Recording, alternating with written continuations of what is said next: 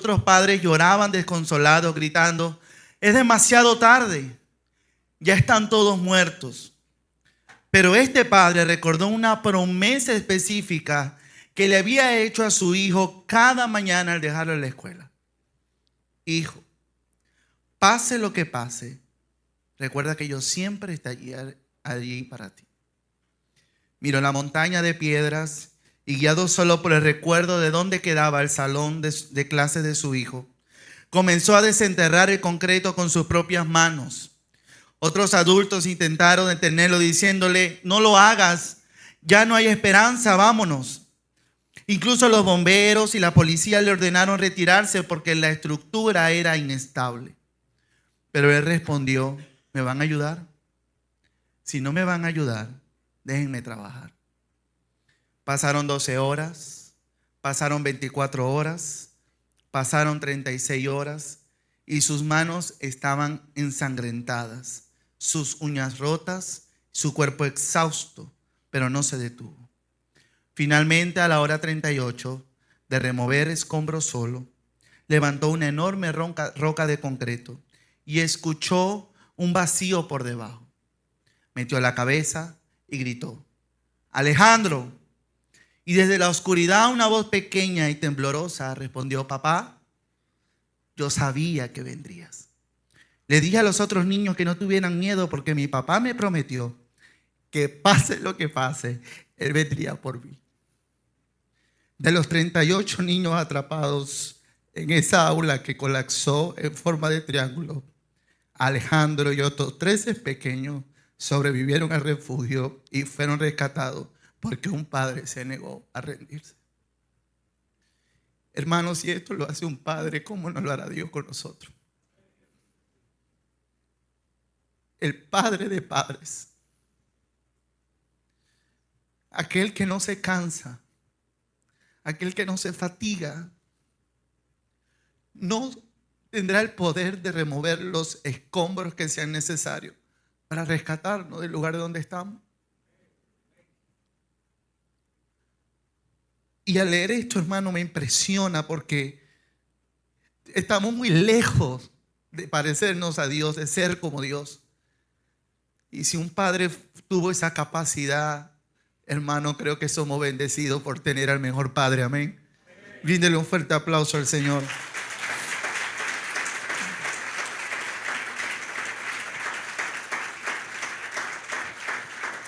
Queridos hermanos, queridos papás, tu éxito no se mide por las paredes que quizás has intentado o le construiste a tus hijos para darles una comodidad o para darles un buen futuro. Es por lo general lo que un buen padre busca.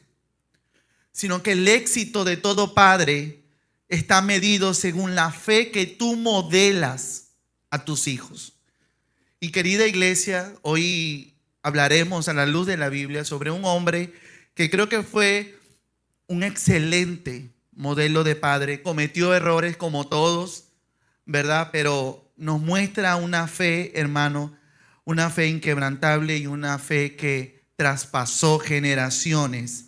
Pasó de ser un hombre ordinario viviendo en una ciudad pagana a convertirse en un padre según el corazón de Dios. Y de pronto por su mente pasarán muchos nombres de ejemplos en la Biblia, pero hoy vamos a hablar sobre Abraham. Y Génesis capítulo 12, del 1 al 4, nos habla las escrituras: pero Jehová había dicho a Abraham: vete de tu tierra y de tu parentela y de la casa de tu padre a la tierra que te mostraré. Y haré de ti una nación grande y te bendeciré y engrandeceré tu nombre y serás de bendición. Bendeciré a los que te bendijeren y a los que te maldijeren maldeciré, y serán benditas en ti todas las familias de la tierra. Y se fue Abraham como Jehová le dijo, y Lot se fue con él, y era Abraham de edad de 75 años cuando salió de Harán. Y en esta mañana vamos a ver 4 aspectos interesantes de la vida de Abraham. Y uno de ellos, hermano, es el llamado a dejar el confort. El llamado que Jehová le hizo a Abraham en el verso 1, como podemos ver, le dijo: vete de tu tierra y de tu parentela y de la casa de tu padre a la tierra que te mostraré. Y la ciudad donde vivía Abraham era una ciudad llamada Ur. Y en el antiguo cercano oriente, la identidad, la seguridad económica y la protección legal en la ciudad de Ur era importante. Y Dios llama a Abraham y le dice: vete de ese lugar y vete de esta tierra y vete a un lugar que yo te mostraré. Y yo me imagino que Abraham, ¿verdad?, de pronto estando en una ciudad donde lo había todo, pudo haber pensado y dicho: pero ¿por qué tú me vas a llamar a algo incierto, a algo que no tengo seguro, cuando lo que me rodea aquí, hermano, es una potencia? Hace poco, en el año 1923, arqueólogos descubrieron la ciudad de Ur, hermano, y encontraron riquezas. Y eso era lo que había en el lugar donde estaba Abraham. No solamente Abraham, sino la familia de Abraham. Pero Dios, hermano, no le estaba pidiendo a Abraham un simple cambio de domicilio. Le estaba pidiendo que renunciara a todo lo que en esa ciudad había. Y el imperativo hebreo Let Leja se traduce literalmente como vete por ti mismo. Y Dios personaliza el llamado a Abraham y le dice: vete de esta tierra y vete al lugar que yo te mostraré. Y en el hebreo es vete por ti mismo. Es una orden radical de separación. Abraham, teniendo un padre llamado Taré, donde según Josué capítulo 24 verso 2 se adoraban a otros dioses y Taré estaba en esa adoración. Ahora Abraham también tenía que cortar con esas costumbres que habían en esa ciudad. Y eso, hermanos, de los venezolanos creo que sabemos mucho, especialmente aquellas personas que emigraron, que se vieron forzadas a decir: no estamos comiendo, mejor vámonos. No sabemos a dónde nos vamos a ir, no sabemos qué es lo que nos espera, si vamos a conseguir comida, si vamos a conseguir techo, si vamos a conseguir trabajo. No lo sé, pero tenemos que irnos. A diferencia de este caso, era que el mismo Jehová le había dicho a Abraham: vete. Y por eso yo creo que Abraham es catalogado como un hombre de fe, hermano, porque Jehová no le dijo a Abraham: vete a esta tierra. Le dijo: vete y yo te mostraré a dónde vas a ir. Abraham todavía no lo había visto, pero le creyó a Dios. Y yo le quiero decirle algo a los papás que hoy están aquí. Padres que quieran guiar a la familia al diseño de Dios. Hermano, muy a menudo ustedes van a tener que desestabilizar la comodidad del hogar y van a tener que dejar cosas en pos de lo que el Señor quiere hacer en tu casa. Y eso, hermano, implica el valor. Implica el valor de que el padre, ¿verdad?, se pare y diga: en esta casa ya no se habla así. Ustedes no han visto padres que por ahí hasta ruedan videos, de pronto no son reales, pero estoy seguro que algún padre lo ha hecho, de que ve a su hijo gritarle a la madre. Y hay padres que reprenden a los hijos y le dicen: no te permito que le hables así a tu madre.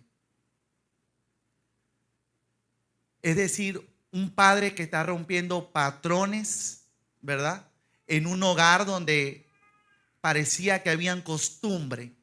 Todo eso, hermano, tuvo que dejarlo Abraham. Y los padres hoy en día, hermanos, tienen que salir de la comodidad donde están, donde la indiferencia, hermano, el divorcio, es apartarse de todo ello para empezar un nuevo camino. Y si Abraham pudo dejar el confort que tenía en la ciudad de Ur para ir al donde Dios lo llamó, yo creo que Dios también capacita hoy a los padres para dejar la comodidad que tienen. Padre, de pronto en tu casa, sí, todos son tan cómodos porque no van al culto. Tú párate y diga: mañana se me alistan todos porque no vamos todos a la iglesia. ¿Es cómodo? No es cómodo, hermano. ¿A quién no le gustaría descansar un domingo? Pero eso es lo que Dios te está mostrando. Dios también llama, hermano, al liderazgo. Los padres tienen que ser líderes dentro del hogar. Y quiero decirle a los padres que están aquí, no sé si aquí están sus esposas, pero los pantalones, hermanos, en el hogar los llevan los padres, no las madres. Gloria a Dios. Bueno, hermana, si no hay marido, ahí está la mamá guerrera. Pero si usted, por eso digo, si están sus esposas aquí, hermano, el liderazgo en un hogar lo lleva el padre, no lo lleva la madre. ¿Y sabe por qué se lo digo, hermano? Porque el diseño de Dios al llamar a los padres no es un simple capricho de Dios. Y las estadísticas actuales confirman lo que la Biblia estableció hace miles de años con Abraham. Mire, diversos estudios demográficos, eclesiales, analizaron qué pasa en un hogar cuando un miembro de la familia se convierte al evangelio y asiste a la iglesia. Y yo estoy seguro que los resultados nos van a impactar. Y grábese esto, especialmente usted, padre. Si un niño es el primero en convertirse, existe solo el 3.5% de probabilidad de que el resto de la familia entregue su vida a Cristo. Si la madre es la primera en convertirse, la probabilidad de que el resto de la casa se convierta sube al 17%. Las madres, hermanos, son las mayores formadoras constantes, pero el núcleo familiar tiende a acomodarse a su devoción sin limitarla. ¿Le aparece en pantalla? Niños 3.5, madres 17%. Pero si el padre, escuche bien, si el padre es el primero en convertirse, la probabilidad de que la esposa y los hijos se conviertan y asistan a la iglesia se eleva drásticamente al 93%. Y un estudio sociológico que se hizo en Suiza sobre la constancia, ¿verdad?, a largo plazo, mire, señala algo muy alarmante. Si la madre es fiel, pero el padre nunca va a la iglesia, solo el 2% de los hijos mantendrán una vida de fe activa al llegar a la adultez. Pero si el padre es constante, entre el 66 y el 75% de sus hijos se convertirán en adultos que practican y mantienen su fe de forma activa. Entonces, padre, ¿tenemos responsabilidad? Claro que sí. Hermano, vaya a una iglesia. En una iglesia van más mujeres que hombres. En las iglesias hay más lucha de mujeres para que sus esposos lleguen al Señor que esposos luchando para que sus esposas lleguen al Señor. Estas estadísticas no son irreales, es lo actual. Por eso es importante que, padre, tú que estás aquí, la influencia, el liderazgo que tú tienes en tu casa es muy significativo. Porque de pronto la madre se para el domingo y le dice: muchachos, alístense que vamos a la iglesia. Ay, mamá, no queremos ir. Papá, decirle a mami que no queremos ir. Y el papá: ay, mi hija, déjalo que duerman. De lunes a viernes al colegio. Hermano, pero cuando el papá habla, el papá no pregunta si quieren ir. Y el papá no le va a preguntar: pregúntenle a su mamá si quieren ir a la iglesia. Se me alistan todos porque nos vamos. Porque el padre ejerce un liderazgo dentro de la iglesia. ¿Por qué ocurre esto, hermano? No es porque las madres carezcan de valor espiritual. De hecho, estadísticamente las mujeres suelen ser más, ¿verdad?, más espirituales. Hermano, pero esto ocurre porque Dios diseñó el seno familiar de tal manera que el varón, el padre, ejerce una fuerza de atracción y de identidad. Cuando un hijo ve que papá, su héroe, el proveedor, el hombre de la casa, se dobla ante Dios, el hijo entiende que someterse a Dios no es una debilidad, es la máxima expresión de madurez. No hace poco, hace más o menos, recuerdo yo que veo a un niño llorar y yo le digo, ¿por qué está llorando? Yo no estoy llorando porque los hombres no lloran.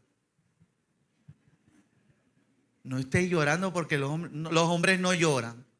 Pero si vos estés llorando, yo no estoy llorando. Hermano, eso es por qué. Porque papá seguro le enseñó que los hombres no lloran.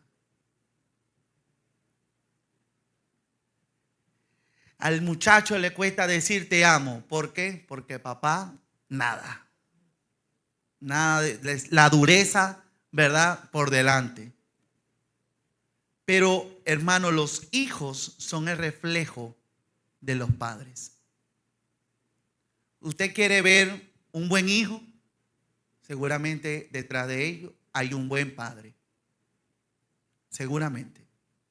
No en todos los casos, pero probablemente sí. Hermano, Dios no llamó solo a Sara. Dios llamó a Abraham. Porque cuando el padre de la fe, hermano, empacó todas las maletas para irse de Ur, todos los demás empacaron.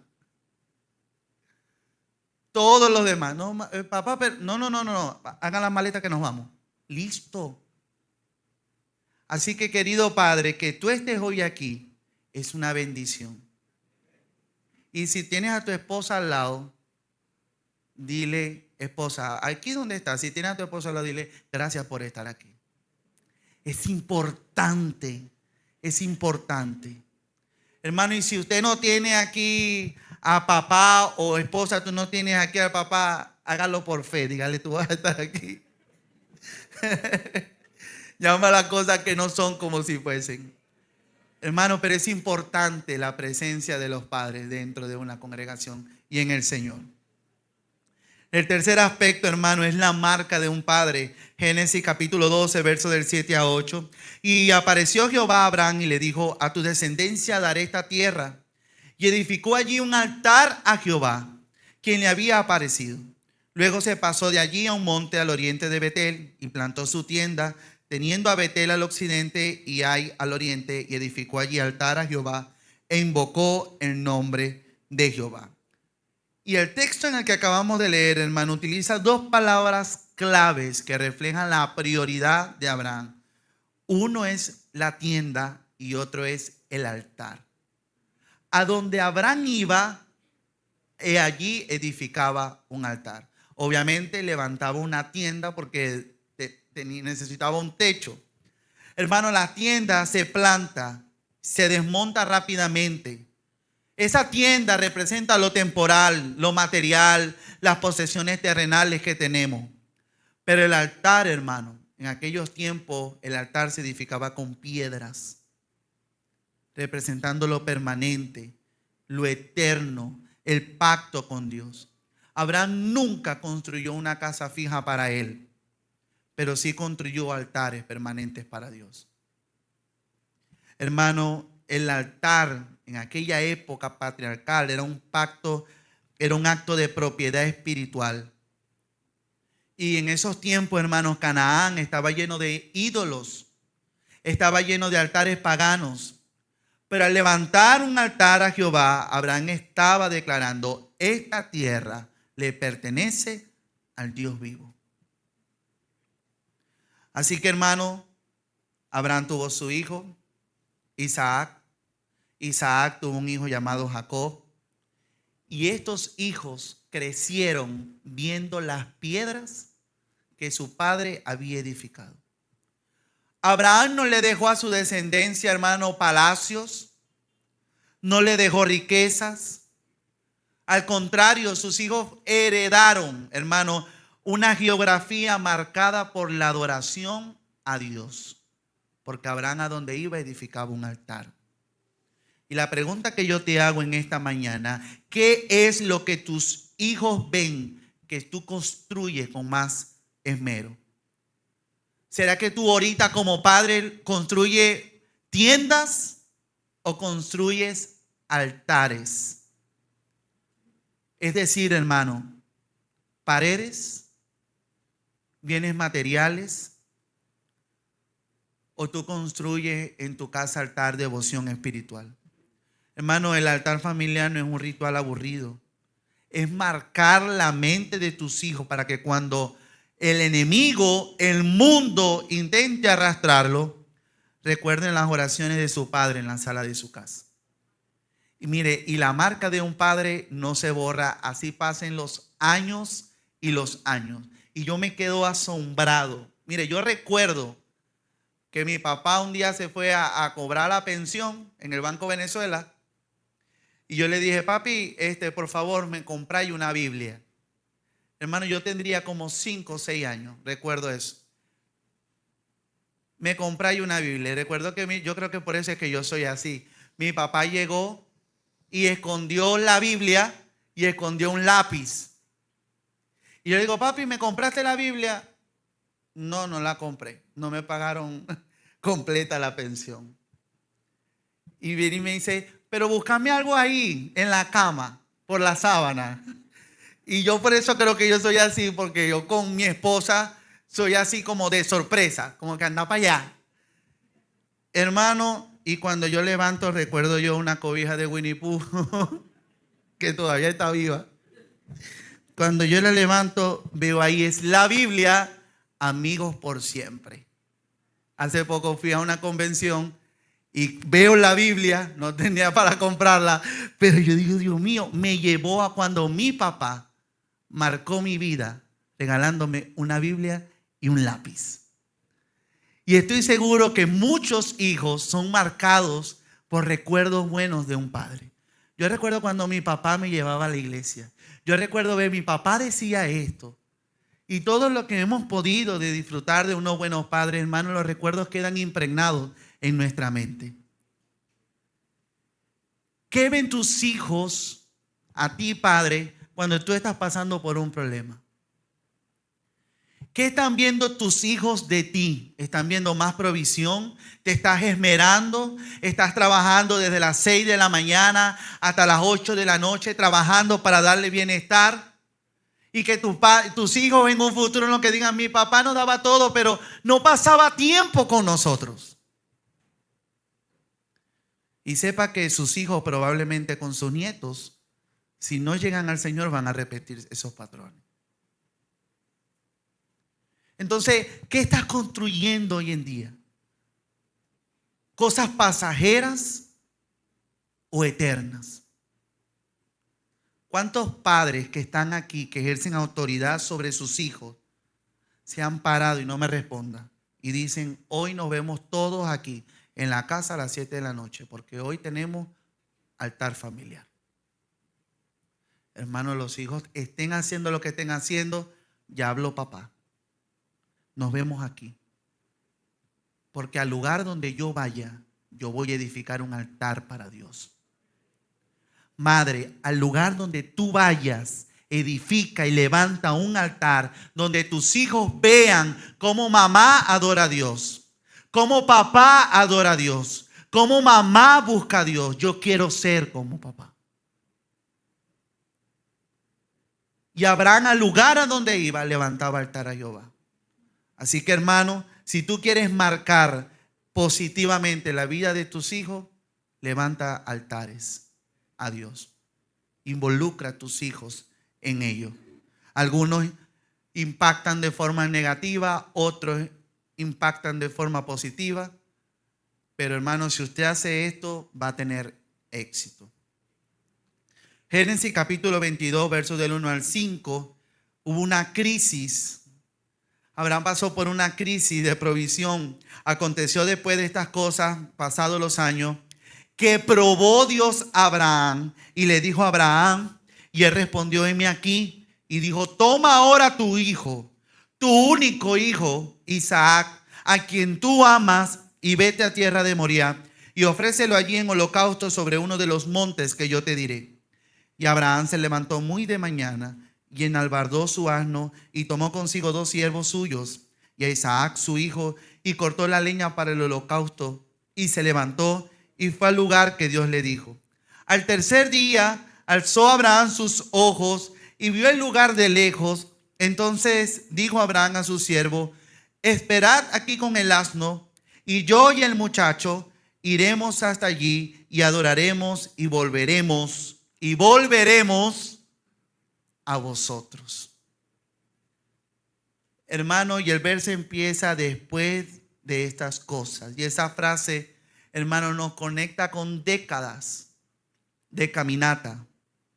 Abraham ya había fallado en Egipto. No sé cuántos recuerdan a Abraham mintiendo por miedo, ¿verdad? Porque Sara era una mujer atractiva y Abraham mintió. Había intentado arreglar las cosas a su manera con la historia con Ismael. Hermano, Dios no probó a un novato, probó a un hombre cuya fe, hermano, había madurado a los golpes. Y Dios ahora lo prueba, lo llama y le dice: hay que presentar un sacrificio. Hermano, y esta historia es impresionante porque es una sombra perfecta de lo que iba a suceder miles de años después.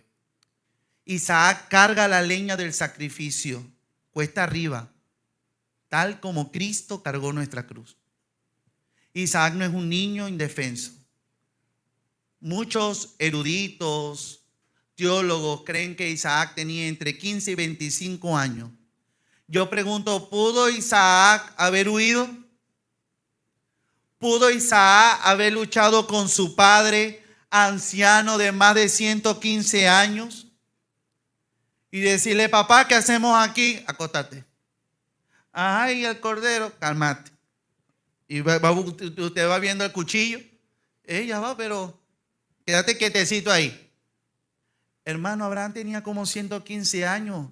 Isaac era un joven. ¿Qué hubiese hecho usted? Correr. Correr y correr. Y no solamente correr, sino llegar a un lugar y decir: no, mi papá me quiso matar. Si mi papá me dijo que me acostara y me iba a clavar un cuchillo, ¿qué padre ama a su hijo y lo va a matar? Usted no piensa, pongámonos un momento en el lugar de Isaac. ¿Cuántas cosas no se pudo pasar por su mente al verse allí, hermano, con un cuchillo que casi atravesaba su pecho?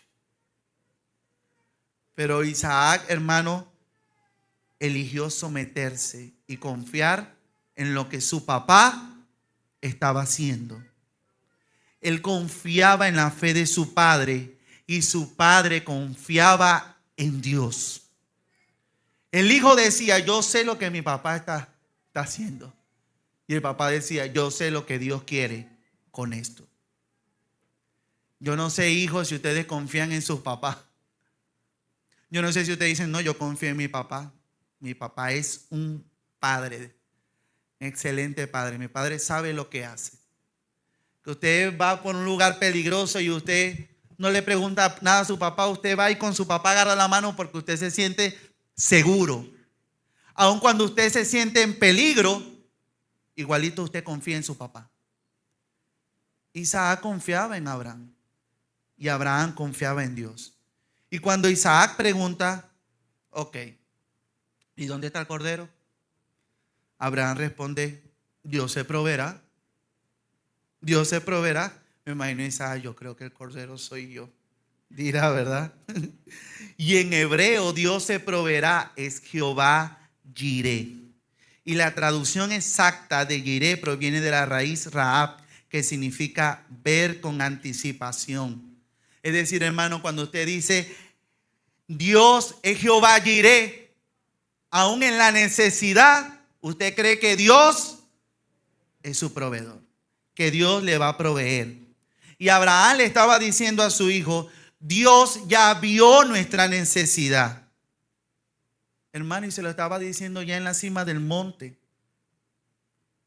Antes de que nosotros saliéramos de la casa, ya Dios vio nuestra necesidad. ¿Y sabe qué, hermano? Cuando ya lo iba a matar, párate ahí, mira para allá. ¿Qué había, hermano? Un cordero. La provisión de Dios. Me imagino yo a Dios contento, Abraham aprobado. ¿Qué es lo más importante para usted, padre? Sus hijos. Los que tienen esposa, primero sus esposas, ¿vieron? Y después sus hijos. Sus hijos se van a ir de su casa. Ahí la que va a quedar es la esposa. Pero para usted es importante sus hijos. Para Abraham también lo era. Y para Dios es importante también sus hijos. Y Dios probó la fe de este hombre. Hermano, la mayor lección que un padre puede dar a sus hijos no es cómo ganar dinero, no es cómo ser exitoso en la vida, sino cómo confiar en Dios en medio de la crisis. Porque tus hijos, hermano, en algún momento se te van a ir de la casa y van a enfrentar sus crisis. Y tú de pronto no lo sepas, pero ellos decidirán confiar en Dios. Y gran parte de esa decisión va a depender de cuánto ellos te veían a ti en medio de una crisis, confiar en Dios. Así que, hermano, cuando tus hijos te ven arrodillado en momentos difíciles, en lugar de verte desesperado, en lugar de verte violento, hermano, tú le estás enseñando a tus hijos que Dios es el proveedor de tu paz, que Dios es tu Jehová Jireh, que Él proveerá lo que haga falta, que Él está al control de cualquier situación. Así que, hermanos, la vida de Abraham nos desafía a redefinir cuál es nuestro rol como padres. Debemos tener el valor de salir de la zona de confort, del pecado, del conformismo generacional. Padre, porque tu padre te dio pela, no tienes que darle pela a tus hijos. No te conformes con ellos, no te conformes que en la forma en la que te criaron, tú tienes que criar a tus hijos. No, padre, tú puedes ser mejor. Tú puedes hacer las cosas mejor. Pero eso va a depender, hermano, de que tú confíes en Dios y busques de Dios. Y salgas del lugar en el que tú te has sentido muy cómodo. Hermano, nuestra presencia y conversión como padre arrastra el 93% de nuestra familia. Así que la responsabilidad que tenemos como padre, hermano, no es algo temporal, es algo eterno. En estos días le decía a mi esposa, le comentaba algo sobre los hombres y le decía, qué crítico es ver que hay pocos hombres. Qué crítico es cuando no los líderes de los hogares, los líderes en las iglesias, no están. Qué triste, hermano, cuando en un hogar es que sea la mujer, la que sea la madre, la que tiene que bregar y luchar, no solamente con sus hijos, sino también con el padre. Pero qué bonito, hermano, es cuando hay hombres, hermanos, que doblan su rodilla ante Dios y deciden confiar en Dios. Debemos priorizar el altar de la oración por encima de cualquier provisión material que nosotros podamos darle a nuestros hijos. Mire, a los padres no les gusta hablar mucho como las madres. A las madres les encanta hablar. Usted hace una reunión de madres, ¿verdad? Puras mujeres, y pueden durarle 10 horas hablando. De padres no creo que dure 10 horas porque hay muchas cosas que hacer. Los padres no somos, ¿verdad? O los padres no son como las madres. Dios dice que Él nos hizo conforme a su imagen y semejanza. Y Dios puso cualidades, características divinas, tanto en el hombre como en la mujer. Usted puede ver de que el hombre no puede dar vida. ¿Te ha visto un hombre embarazado? No lo ha visto. Y si ha visto por ahí que un hombre es un hombre, es una mujer que quiere ser hombre. Pero, ¿y quién da vida? Dios, hermano. Dios puso características en la mujer y Dios puso características en el hombre. Que lamentablemente hoy en día la sociedad, el enemigo, el mundo ha distorsionado mucho esas identidades que Dios nos ha dado. Pero, hermano, muchos papás cargan incluso con la culpa en silencio. Muchos papás quizás no lo hablan, pero piensan en los errores que cometieron en el ayer. Pensarán en las veces que perdieron la paciencia, ¿verdad? O el tiempo en el que no estuvo presente papá. Pero qué bonito, hermano, que hoy la palabra de Dios viene a señalarnos, a decirnos: esto es contigo y te quiero restaurar. Porque yo recuerdo que una vez, hace muchos años, yo puse en un estado de WhatsApp felicitando a mi mamá. No recuerdo si era el Día de las Madres o era su cumpleaños, pero yo le puse: gracias por ser mi mamá y mi papá. Yo lo publiqué, no le vi nada malo. Y recuerdo que una hermana de la iglesia me dijo: Jesús, eso no está bien. Tu mamá no es tu mamá y tu papá. Tu mamá es tu mamá.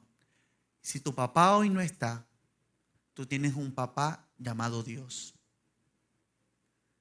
Tu mamá se esfuerza mucho por ti, pero ya no es tu papá. Y yo en ese momento yo reflexionaba y yo decía: tienes razón.